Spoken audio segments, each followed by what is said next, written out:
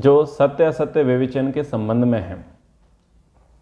इस अध्याय में कुछ ऐसे श्लोक भी आए हैं जिनके आधार पर लोगों ने झूठ बोलने का एक माध्यम निकाल लिया और लोग मानने लगे कि कुछ आपातकाल होते हैं, वहाँ पर झूठ बोल देना चाहिए और उस प्रकार से झूठ बोलने से पाप नहीं लगता। तो ऐसा कुछ नियम लोगों ने मान लिए इन श्लोकों के माध्यम से। तो आज हम इन श्लोकों की समीक्षा करेंगे। पितामह भीष्म से युधिष्ठिर पूछते हैं कि धर्म में स्थित रहने वाले व्यक्ति को कैसा व्यवहार करना चाहिए, वो कैसा व्यवहार करे जिससे वो धर्म में स्थिर रहे। इस विषय में मैं जानना चाहता हूँ, तो आप मुझे इसका वर्णन कीजिए। कहते हैं कि सत्य और असत्य ये दोनों संपूर्ण जगत को व्याप्त करके स्थित हैं, परंतु धर्म पर विश्वास करने वाला मनुष्य इन दोनों में से किसका आचरण करे। समाज में सत्य भी देखा जाता है और असत्य भी देखा जाता है। तो जो धर्म में स्थिर व्यक्ति है वो किसका आचरण करे, वो सत्य को फॉलो करे या असत्य को फॉलो करे।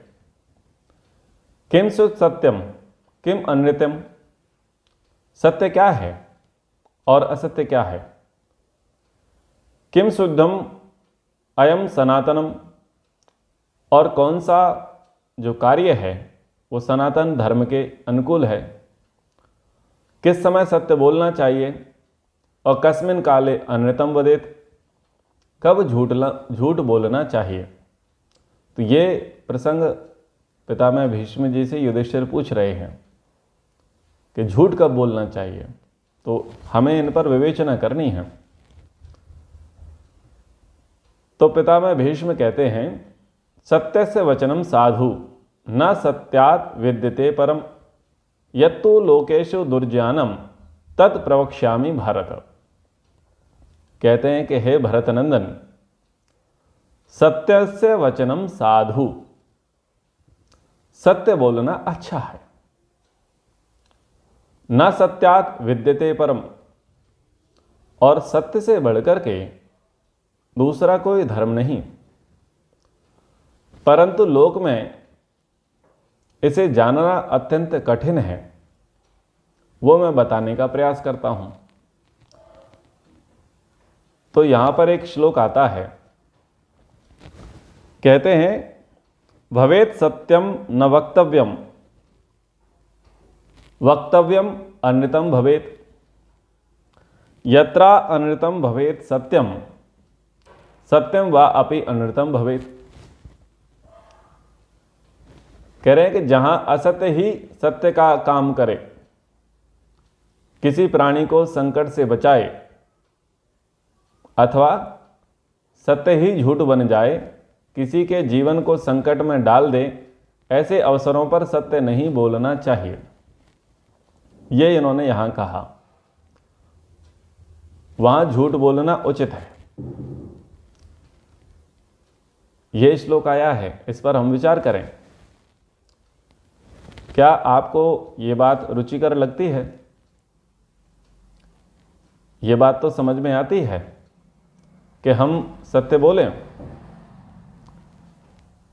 और कभी कभी ऐसी स्थितियां भी हमारे समक्ष आती हैं कि यदि झूठ बोलने से बड़ा नुकसान हो रहा हो, बड़ी हानि हो रही हो, तो बोल देना चाहिए। क्या महर्षि व्यास की इसमें सम्मति हो सकती है झूठ बोलने के संबंध में? क्योंकि पतंजलि जी का जो योग दर्शन है, उस योग दर्शन पर महर्षि व्यास जी ने भाष्य किया, और अहिंसा, सत्य, अस्तेय, ब्रह्मचर्य, अपरिग्रह, इनको वहाँ योग दर्शन में सार्वभौम महाव्रत कहा। इन व्रतों का पालन सर्वदा करना चाहिए। और यही पितामह भीष्म अन्यत्र स्थानों पर भी सत्य की साक्षी के लिए कहते हैं कि सब कुछ अगर नष्ट हो भी जाए तो सत्य को नहीं छोड़ना चाहिए। वन पर्व में भी कुछ ऐसी परिस्थितियां पांडवों के समक्ष निर्मित होती है जहां युधिष्ठिर को उकसाने का प्रयास होता है, तो वो सत्य धर्म पर अडिग रहते हैं, खड़े रहते हैं। और यहाँ शांति पर्व में क्या बात कही जा रही है कि ऐसा सत्य मत बोलो जिसके बोलने से कुछ हानि हो, तो बेहतर है झूठ बोल दो। तो एक ही पुस्तक में, एक ही ग्रंथ में ये विरोधाभास हैं। यानी पितामह भीष्म भी पिछले कई प्रसंगों में सत्य के पक्षधर रहे, महाराज युधिष्ठिर भी कई प्रसंगों में सत्य के पक्षधर रहे।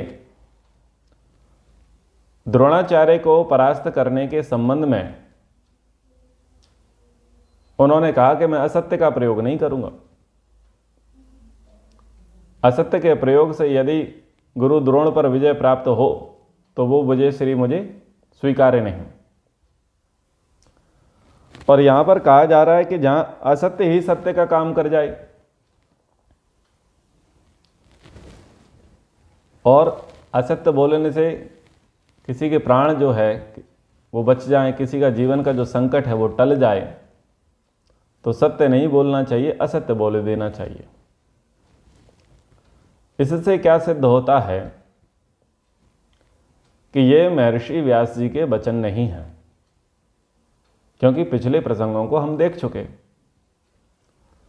सामान्यतः अगर हम विवेचना ना करें, दर्शनों का अध्ययन न करें और अन्य अन्य वेद आदि सत्य शास्त्रों का अध्ययन न करें, तो हम भी ऐसा मान लेंगे कि सत्य तो सदा बोलना चाहिए, लेकिन कभी कभी बड़ी हानि से बचने के लिए झूठ का प्रयोग कर देना चाहिए, ऐसा मान लेंगे। तो इन सब प्रसंगों से ये बात समझ में आती है कि ये जो असत्य के पक्षधर हैं, जो अप्रत्यक्ष रूप से झूठ बोलने का अनुमोदन कर रहे हैं, झूठ बोलने का समर्थन कर रहे हैं, ये श्लोक महर्षि व्यास सम्मत नहीं है। इनको मैं प्रक्षिप्त मानता हूं। आगे कहते हैं, आगे कहते हुए कहते हैं, प्रभवार्थाय भूतानां धर्म प्रवचनम कृतम या स्यात् प्रभ संयुक्तः स धर्म इति निश्चयः। पितामह भीष्म कहते हैं कि प्राणियों के अभ्युदय और कल्याण के लिए ही धर्म का प्रवचन किया गया है। अतः जो इस उद्देश्य से युक्त हो, जिससे लोक और परलोक दोनों सिद्ध होते हों, वही धर्म है, ऐसा शास्त्रवेत्ताओं का मत है। तो यहां धर्म के लिए क्या कहा कि जिससे अभ्युदय और निःश्रेयस की सिद्धि हो रही हो, वो धर्म है।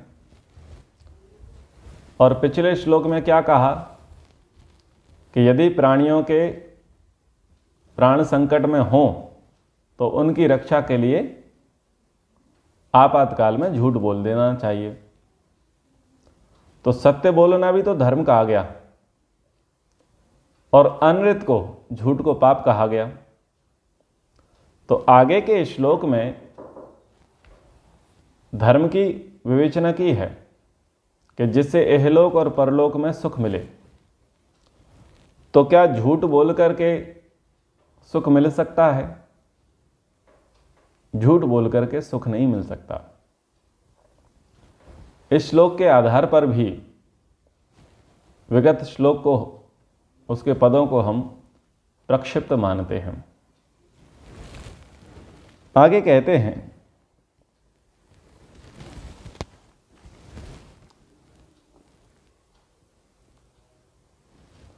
धारणात् धर्मम इत्याहु धर्मेण विधृताः प्रजाः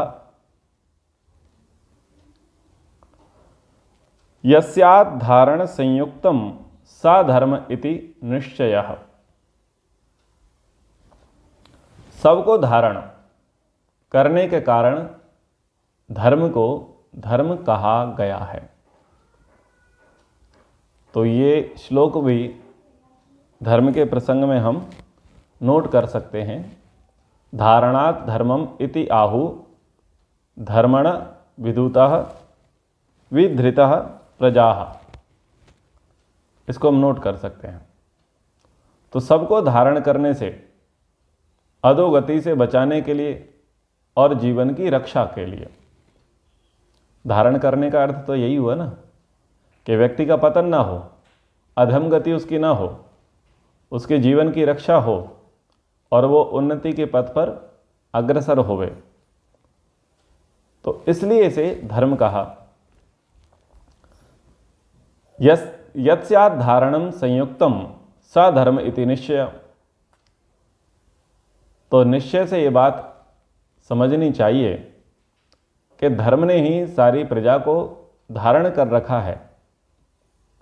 अतः जिससे धारण होता है और जिससे पोषण होता है वही धर्म है।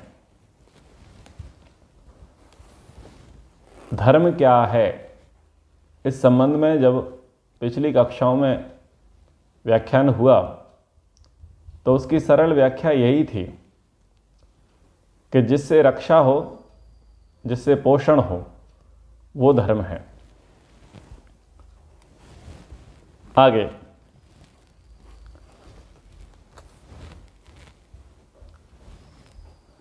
अहिंसार्थाय भूतानां धर्म प्रवचनम कृतम यत्स्यात् अहिंसा संयुक्तम सा धर्म इति निश्चय। जिसमें प्राणियों की हिंसा ना हो, इसलिए धर्म का उपदेश किया। धर्म का उपदेश करने का उद्देश्य यही रहा कि प्राणियों की सब प्रकार से रक्षा हो सके। इसलिए जो अहिंसा से युक्त है उसी का नाम धर्म है। सा धर्म इति निश्चय, ऐसा धर्मवेत्ताओं का निश्चय है। तो अहिंसा को यहाँ पर धर्म कहा गया है और अहिंसा धर्म से प्राणियों की रक्षा होती है। इस बात को यहाँ पर इन्होंने प्रमुखता से माना। अहिंसा सत्यम अक्रोध तपोदानम दमो मतिः अनुसूया अपि मात्सर्य मनीर्ष्या शीलम एव च एष धर्म कुरु श्रेष्ठ कथिता परमेष्ठिना।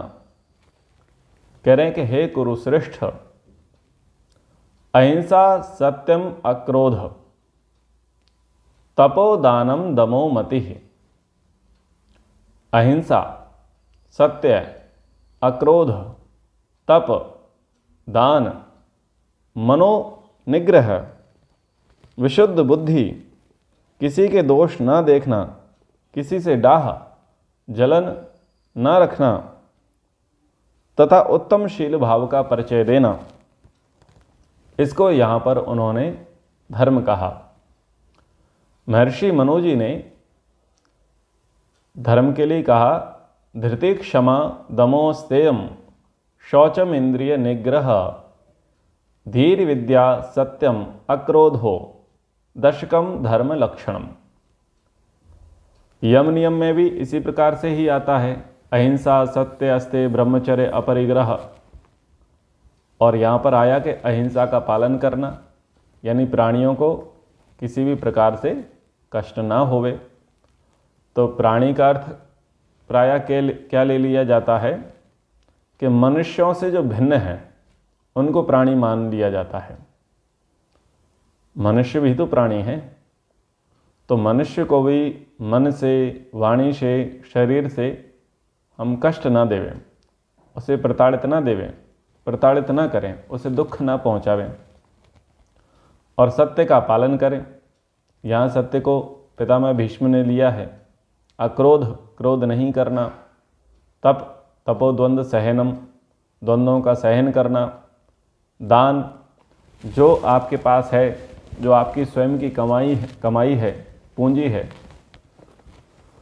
और उसको आसक्ति भाव से दूसरों को देना, दूसरों के लिए उसे उपयोगी बनाना। मन का निग्रह करना और विशुद्ध बुद्धि, किसी से द्वेष ना रखना, किसी में दोष न देखना, किसी के प्रति ईर्ष्या जलन का भाव ना रखना और शील स्वभाव का परिचय देना। इसको यहाँ पर धर्म कहा। तो ये भी श्लोक आप धर्म के संबंध में नोट कर सकते हैं, बड़े काम का है। आगे श्लोक पढ़ते हैं। ये अन्य अन्येन जिहीर्षन्तो धनमिक्षन्ति कस्यचित् तेभ्यस्तु न तदाख्येयं सा धर्म इति निश्चयः। कह रहे हैं जो अन्याय से अपहरण करने की इच्छा रखकर किसी के धन का पता लगाना चाहते हो, उन लुटेरों को उसका पता न बताना यहां धर्म बताया धर्मवेत्ताओं ने। एक प्रसंग सुना जाता है।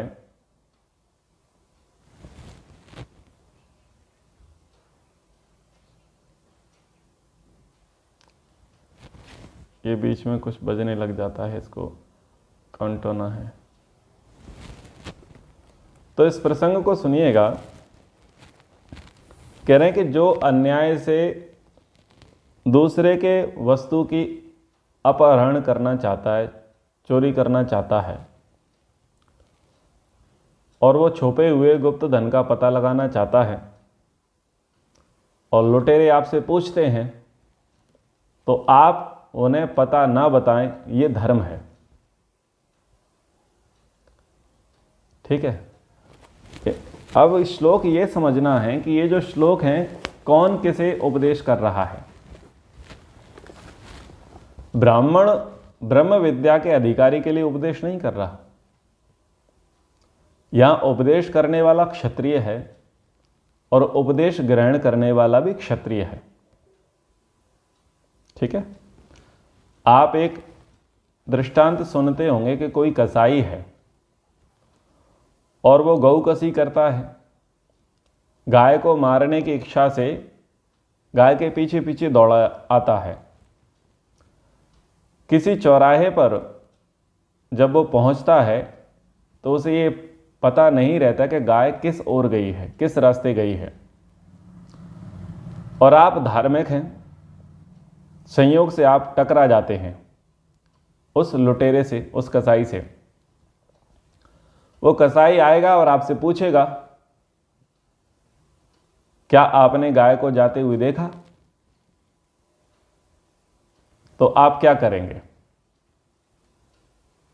आप उसे उसका पता बता देंगे या उसे मना करेंगे?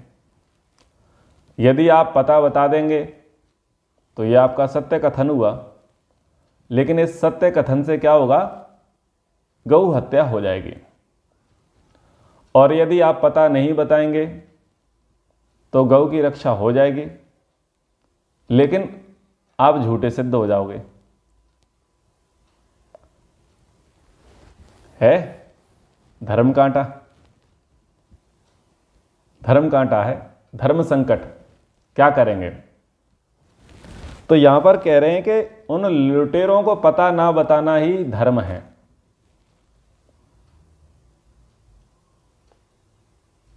लुटेरों को आपने पता नहीं बताया तो अप्रत्यक्ष रूप से आपने क्या किया? झूठ बोला। तो झूठ बोल देना यहां धर्म माना गया, ऐसा मानेंगे? तो इसकी विवेचना आवश्यक है। ऐसे श्लोकों की विवेचना आवश्यक है, जैसे पिछले श्लोक की हमने चर्चा की थी।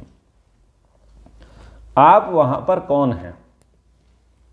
आप धार्मिक हैं, लेकिन किस वर्णस्थ हैं? कौन से वर्ण वाले हैं? आप ब्राह्मण हैं, आप क्षत्रिय हैं, आप वैश्य हैं या आप शूद्र हैं? आपका पद क्या है? आप उपदेशक हैं, आप रक्षक हैं, आप धनी हैं या सेवक हैं? आपकी डेजिग्नेशन क्या है वो भी तो देखना पड़ेगा ना। अब आप ब्राह्मण हैं और ब्राह्मण का धर्म होता है सत्य का पालन करना, तो क्या करेंगे आप? वहां सत्य बोलेंगे। ये किसने कहा कि कोई प्रश्न पूछे तो हम उसके प्रश्न का उत्तर दें? किसी ने कहा क्या? न्याय दर्शन में वाद कहा गया, वाद। प्रसंग अनुसार वार्ता करना वाद है, जो पूछा जाए उसका उत्तर देना वाद है। लेकिन वाद की भी तो कंडीशन है ना, कि वाद करने वाला धार्मिक हो, प्रश्न पूछने वाला धार्मिक हो, सज्जन हो। तो सज्जन के साथ सज्जनता पूर्वक व्यवहार होगा। और आप ये कहें कि नहीं सर हमने तो न्याय दर्शन पढ़ा है और किसी ने जो प्रश्न पूछा है हम उसका उत्तर देंगे, यही धर्म है। तो आपसे कुछ गुप्त मंत्रणा करे, आपसे कुछ गुप्त रहस्यों को जानना चाहे और आप बड़े न्यायप्रिय हो, तो क्या बता दोगे? आप वहां बता दोगे तो मारे जाओगे, आपके रहस्य उद्घाटित हो जाएंगे। तो नीति शास्त्र ये कहता है कि भाई अधूरा ज्ञान पतन का कारक है। समझ रहे हैं ना? ज्ञान अधूरा अगर होगा तो हमारा विनाश हो जाएगा। इसलिए सब धर्मों को जानना चाहिए, सब नीतियों को जानना चाहिए, सब व्यवहारों को जानना चाहिए। तो यहां पर ब्राह्मण क्या करेगा?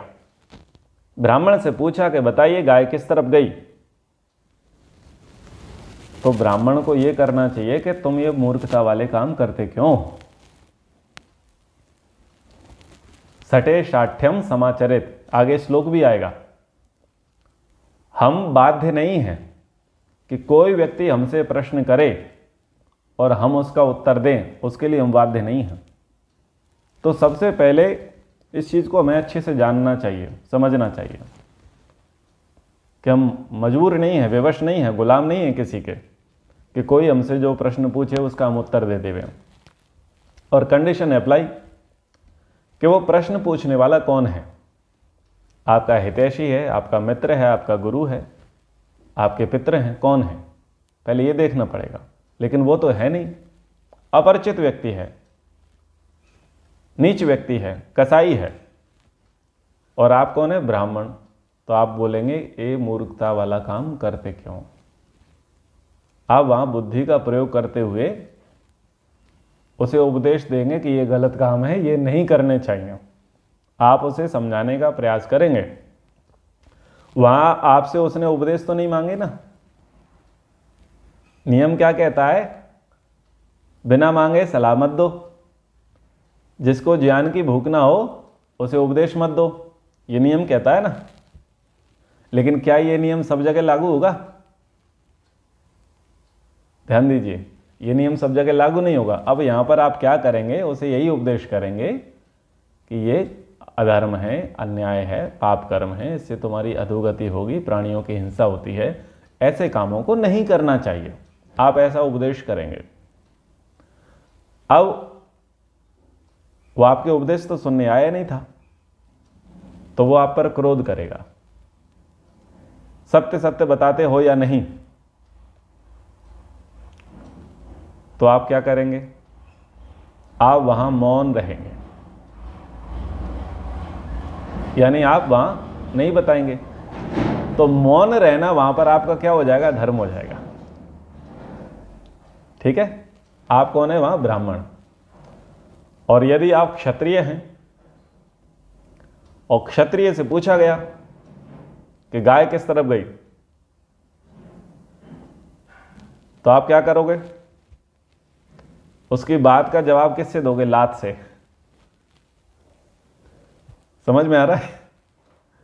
उसकी बात का जवाब लात से दोगे, क्योंकि आप क्षत्रिय हो, आप समर्थ हो दंड देने में। तो आप उसे दंडित कराओगे, स्वयं दंड दोगे। बोले उल्टा काम करते हो, गौ हत्या करते हो, पापाचारण करते हो, उसकी ठुकाई दोगे, यानी आप वहां उसके प्रश्न का उत्तर नहीं दोगे। यदि आप वहां क्षत्रिय वैश्य हैं तो वैश्य हैं तो क्या करेंगे, भाई कितने की गाय थी, क्या मूल्य है,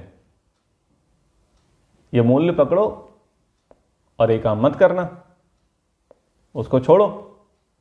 तो आपका वहां वैसा धर्म होगा कि वहां धन से आप बातचीत करोगे। और यदि आप सेवक हैं, शूद्र हैं, आप ना तो उपदेश दे सकते, ना आप धन दे सकते, और ना उस कसाई की ठुकाई कर सकते, दंड दे सकते। तो आप क्या करेंगे, दंड दिलवाएंगे। आप उसकी शिकायत संबंधित अधिकारी को देंगे कि ऐसे ऐसे कोई व्यक्ति आया है और वो ऐसा ऐसा कार्य कर रहा है, यानी आप भी वहां पर उसकी बात का उत्तर नहीं देंगे। ये व्यवहार समझ में आ रहा है ना, ये है धर्म। आ गया समझ में? इस श्लोक का यही अर्थ है कि जो अन्याय से अपहरण करने की इच्छा रखकर किसी धनी के धन को पता लगाना चाहता है, और तो हम क्या करें, उन लुटेरों का उसका पता ना बताएं। यानी पूछा कि बोलो माल कहां रखा है, बताओगे क्या? तो जो मैंने गाय का उदाहरण दिया बस वही नियम यहां पर लागू होगा। आप इन्हीं चीजों का प्रयोग करते हुए उसका प्रतिकार करें। वहां प्रतिकार करना धर्म है।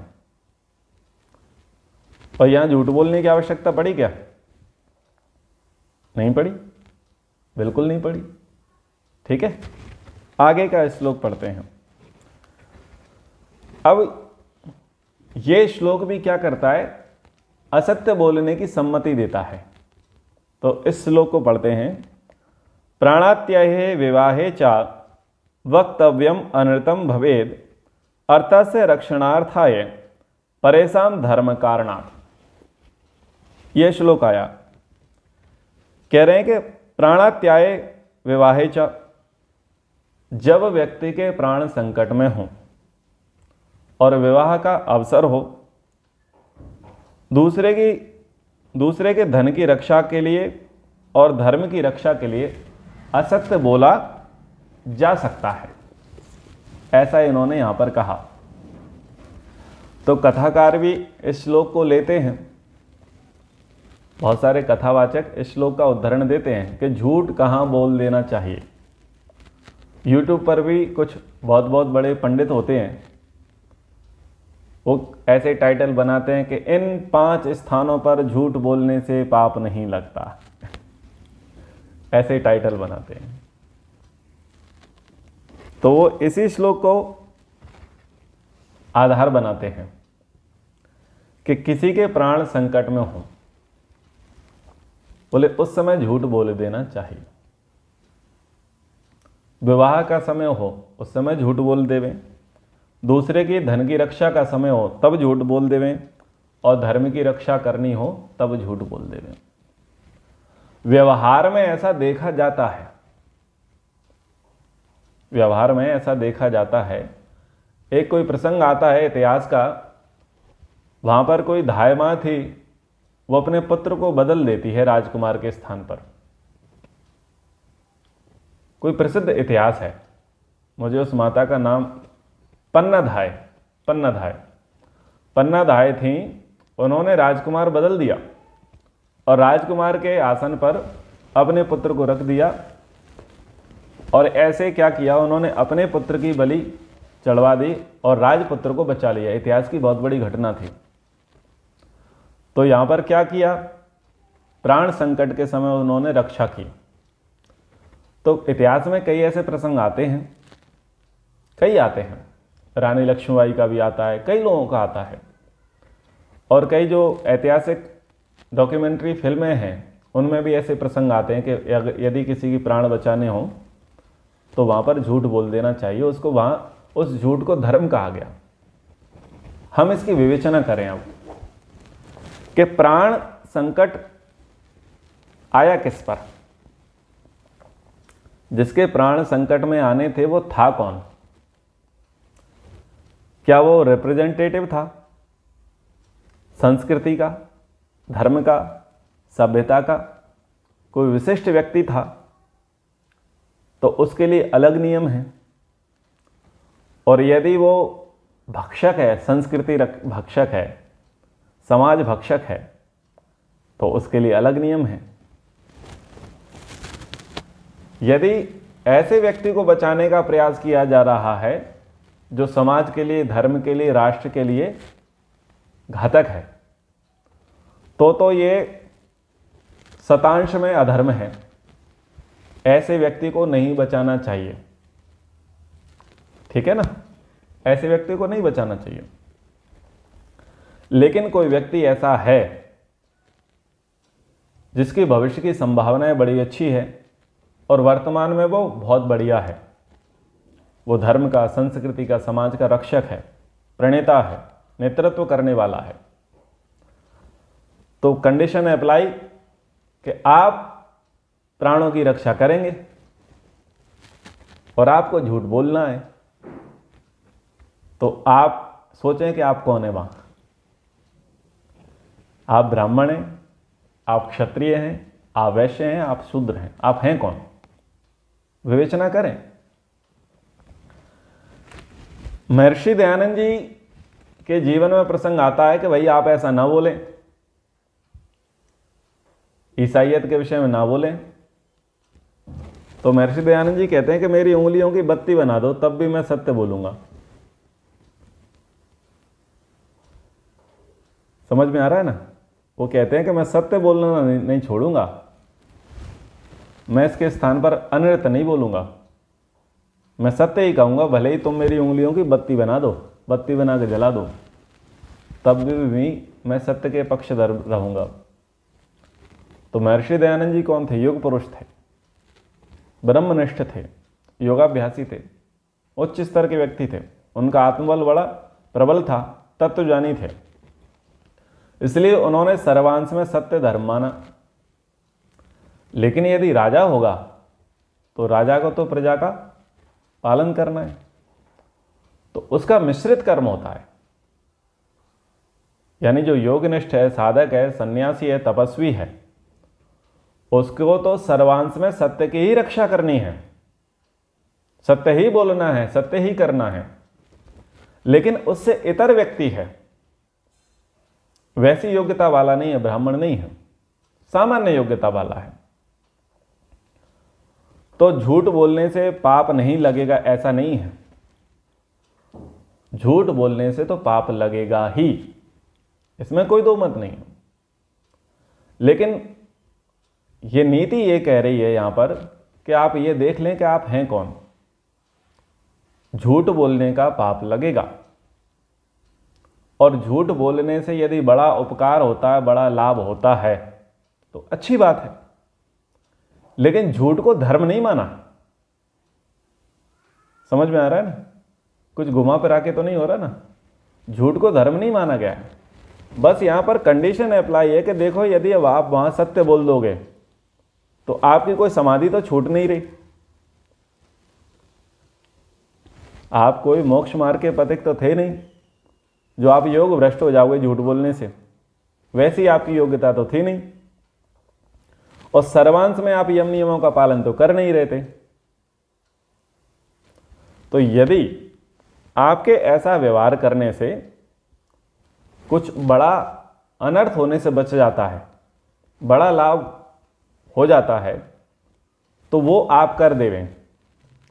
लेकिन वो झूठ बोलना पुण्य नहीं माना जाएगा, धर्म नहीं माना जाएगा, वो झूठ पाप ही होगा, वो आपका मिश्रित कर्म होगा। लेकिन लोगों ने क्या किया, इसको आपद धर्म मान लिया और ये सर्टिफिकेट दे दिया कि ना, इन स्थानों पर आप झूठ बोल देंगे तो वो पाप होगा ही नहीं। समझ में आ रहा है ना? फिर कहा विवाह के अवसर पर प्राण संकट और विवाह का अवसर, ये प्रायः सबके जीवन में आते हैं। क्या विवाह में झूठ बोलना चाहिए? अक्सर वो शादियां टूट जाती हैं, वो विवाह विच्छेद हो जाते हैं, वो परिवार बिगड़ जाते हैं जिनके संबंध झूठ की नींव पर रखे गए। और लोगों ने क्या नियम बना लिया? शास्त्र कहता है कि विवाह के समय पर झूठ बोल दो। तो हमारे भारत में सबसे अधिक जो झूठ बोला जाता है वो विवाह के अवसर पर बोला जाता है। आयु ज्यादा है तो आयु कम बताएंगे, इनकम कम है तो इनकम अधिक बताएंगे, परिवार बड़ा है तो छोटा बताएंगे, दोष अधिक हैं तो कम बताएंगे और बड़ा चढ़ा करके प्रस्तुत करेंगे। और ऐसा करने वाले लोग अपने आप को क्या मानते हैं? धर्मरक्षक। वो ये मानते हैं कि ना, शास्त्र में लिखा है अगर किसी की गृहस्थी बस रही है तो क्या बुराई है, शास्त्र तो कह रहा है झूठ बोल दो। अरे आप विचार तो करो, झूठ की बुनियाद पर जो संबंध स्थापित करे जाएंगे, जो संबंध जोड़े जाएंगे, वो क्या वो चिरस्थायी होंगे? नहीं हो सकते। तो विवाह के अवसर पर कभी झूठ नहीं बोलना चाहिए। माता पिता को अपने संतानों के गुण दोष स्पष्ट कह देने चाहिए कि इसमें ये गुण हैं, ये दोष हैं, क्योंकि आज नहीं तो कल वो प्रकट होंगे ही, और जब वो प्रकट होंगे तो संबंध अच्छे नहीं रहेंगे। एक बहुत बड़ी हिंसा झूठ बोलने से हो जाएगी। इसलिए विवाह के अवसर पर कभी भी झूठ नहीं बोलना चाहिए। यहां इसे धर्म माना गया, लेकिन आप विचार करके देखिए, ये किसी भी प्रकार से धर्म नहीं है, ये सर्वांश में पाप ही है, ये सर्वांश में पाप ही है। लेकिन कंडीशन दूसरी देख लेते हैं। कंडीशन ये देख लेते हैं कि यदि युवक युवती योग्य हैं, उनके गुणकर्म स्वभाव एक दूसरे के अनुकूल हैं और दोनों में प्रेम भी है, तब क्या आप झूठ बोलेंगे? यानी झूठ आप किस चीज से बोलना चाहते हैं? माता पिता से, सरकार से? आप इसकी विवेचना करके देखें। झूठ से विवाह कभी सिद्ध नहीं हो सकता। इसलिए मेरी बुद्धि तो ये कहती है कि प्राण संकट तो समझ में आते हैं, लेकिन विवाह तो बिल्कुल भी समझ में नहीं आता। तो वहां सर्वांश में झूठ बोलना ही नहीं चाहिए, और सर्वाधिक हमारे समाज में विवाह के अवसर पर झूठ बोला जाता है। आगे कहा दूसरे के धन की रक्षा के लिए, तो जिसका प्रसंग अभी पिछले श्लोक में हम पढ़ चुके। धन बड़ा या धर्म? धर्म बड़ा है। धर्म स्थिर है, धर्म स्थिर है, धन अस्थिर है। धन आज है, कल नहीं है। और वो है धन किसका? कैसे शुद्ध धनम। तो धन के लिए झूठ बोलना समझ से परे है। प्रायः धन कमाने के लिए समाज में झूठ व्याप्त है। तो जो धन झूठ की बुनियाद पर कमाया गया हो, वो धन कभी भी किसी को सुख नहीं दे सकता। चोरियां, झूठ बोलना, धोखाधड़ी, हेरा फेरी, दलाली, भ्रष्टाचार, इन सब की शुरुआत झूठ से ही होती है। तो झूठ से कभी किसी के धन की रक्षा हो नहीं सकती। वो रक्षित धन कभी भी धर्म की स्थापना नहीं कर सकता। तो इसलिए मुझे नहीं लगता कि धन के लिए झूठ बोल देना चाहिए। और ये बड़े व्यापक पैमाने पर तो 2 नंबर के धन को छुपाने के लिए झूठ बोला जाता है। तो ये तो मेरी टोटल ही समझ से बाहर है कि इसको हम कैसे समझें। तो मैं तो इसका सर्वांश में इसकी सम्मति नहीं देता। फिर कह रहे हैं धर्म की रक्षा के लिए, तो धर्म की रक्षा वाला प्रसंग समझ में आता है। धर्म की रक्षा वाला प्रसंग समझ में आता है, लेकिन धर्म भी तो यही कह रहा है कि सत्य धर्म है और झूठ पाप है। फिर किस धर्म की रक्षा के लिए? इसकी विवेचना होनी चाहिए कि किस धर्म की रक्षा के लिए यहाँ झूठ बोलने के लिए कहा जा रहा है, तो वहां पर परिस्थितियों को देखना पड़ेगा। वहां परिस्थितियों को देखना पड़ेगा कि राष्ट्र धर्म है, समाज धर्म है, गृहस्थ धर्म है, प्रजा धर्म है, क्या धर्म है, पति पत्नी का धर्म है, पिता पुत्र का धर्म है, कौन सा धर्म है, उस धर्म की विवेचना होनी चाहिए और उसमें प्राथमिकता को ध्यान में रखना चाहिए। उस आधार पर कुछ निर्णय लिया जा सकता है, लेकिन यहां पर भी यह मान करके चलें कि झूठ बोलना तो पाप ही है। वहां आप तुलना कर लेवें कि यदि अधिक भला हो रहा है तो अच्छी बात है, लेकिन झूठ के पाप से नहीं बचा जा सकता। सर्वांश में जिस प्रकार से कह दिया जाता है कि झूठ बोलना, इन स्थानों पर झूठ बोलने से पाप नहीं लगेगा, ये बातें शास्त्र के अनुकूल नहीं है, बुद्धि सम्मत नहीं है। तो इतनी विवेचना आपको समझ में आ गई। ये श्लोक प्रक्षिप्त थे, मुझे ऐसे प्रक्षिप्त लगे और इन्हीं पर समाज अधिक चलता है, इसलिए इस पाठ को मैंने प्राथमिकता से लिया। आगे अंतिम श्लोक है, यस्मिन् यथा वर्तते यो मनुष्यः तस्मिन् तथा वर्तितव्यम सधर्म। ये वैसा ही है, षठे शाठ्यम समाचरेत्, कि जो मनुष्य जिसके साथ जैसा व्यवहार करे उसके साथ वैसा ही व्यवहार करना धर्म है। अब एक आप प्रसंग सुनते हैं कि एक ऋषि हैं, साधु हैं, नदी पार कर रहे हैं, इतने में उनको एक बिच्छू दिखता है, तो उनमें दया आ जाती है ऋषि को, उन साधु को। तो कुछ साधन तो मिलता नहीं, तो अपना हाथ ही वो आगे कर लेते हैं और हाथ पर बिच्छू को लेकर के वो नदी पार कराना चाहते हैं। तो बिच्छू क्या करता है, उनको काट लेता है। तो वो बड़े पीड़ित होते हैं, फिर पुनः ऐसी क्रम को करते हैं। फाइनली वो बहुत पीड़ा को प्राप्त करते हुए बिच्छू को नदी के तट पर पहुंचा देते हैं। तो जो निकटस्थ व्यक्ति था उसने कहा कि गुरुजी, जब ये आपको इतना प्रताड़ित कर रहा था, दुखी कर रहा था, तो आपको ऐसा नहीं करना चाहिए था, ये दुष्ट है, दुष्ट प्राणी है, आपको इसकी रक्षा नहीं करनी चाहिए थी। तो गुरुजी कहते हैं भाई उसका धर्म है काटना, उसका स्वभाव है, और हम साधु हैं, हमारा स्वभाव है दया करना। तो यहां वो दोनों अपने अपने धर्म का पालन कर रहे थे। समझ में आ रहा है? और यहां पर क्या कहा जा रहा है कि षठे शाठ्यम समाचरित। तो दुर्जन और सज्जन, वो प्रसंग लिया गया कि एक के अंदर जहर भरा है और एक के अंदर नम्रता, विनम्रता भरी पड़ी है। तो वो प्रसंग यहां पर नहीं है। एक क्षत्रिय दूसरे क्षत्रिय को उपदेश कर रहा है, षठे शाठ्यम समाचरित, जैसे के साथ तैसा व्यवहार करना। पर यह सार्वभौमिक नहीं है। हमें कहां पर कैसा व्यवहार करना है यह नीति शास्त्र हमें बताते हैं। हमारी जब योग्यता उत्कृष्ट हो जाएगी तो हमें साधु के सदृश व्यवहार करना है। भले ही सामने वाला आपको काटे, लेकिन हमको अपने स्वभाव को नहीं छोड़ना है। लेकिन वैसी योग्यता होनी चाहिए कि हम उसे सह सकें।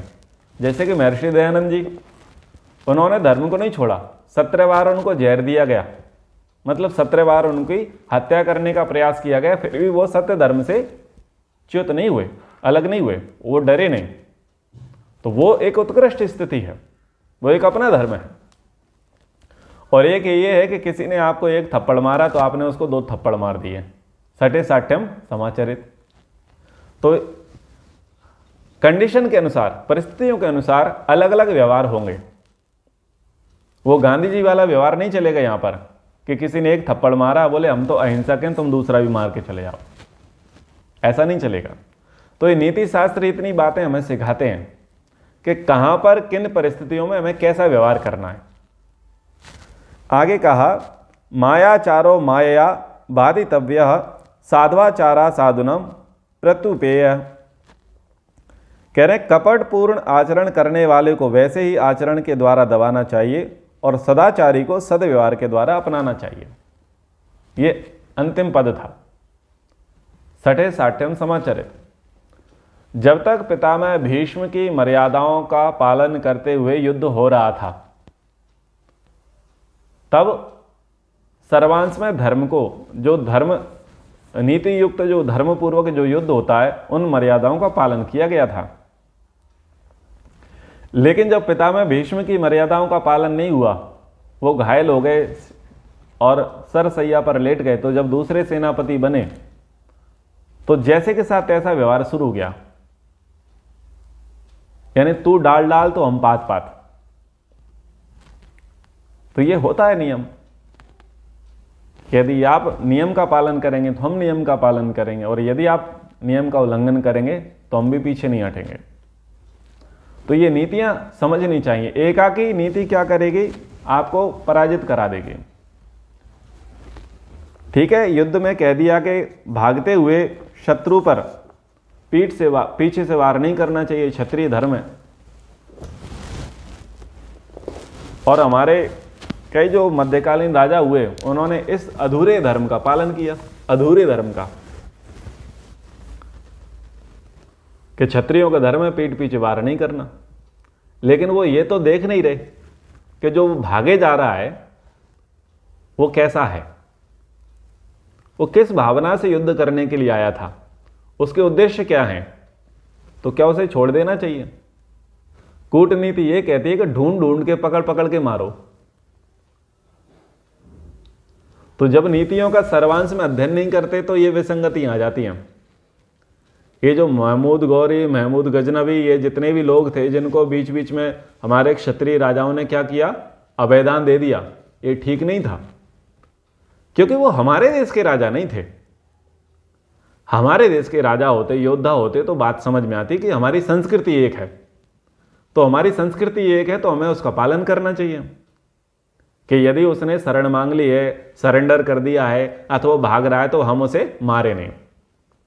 लेकिन वो हमारे देश का है ही नहीं, हमारी संस्कृति का है ही नहीं, वो सर्वांश में विष भरा हुआ है उसके अंदर।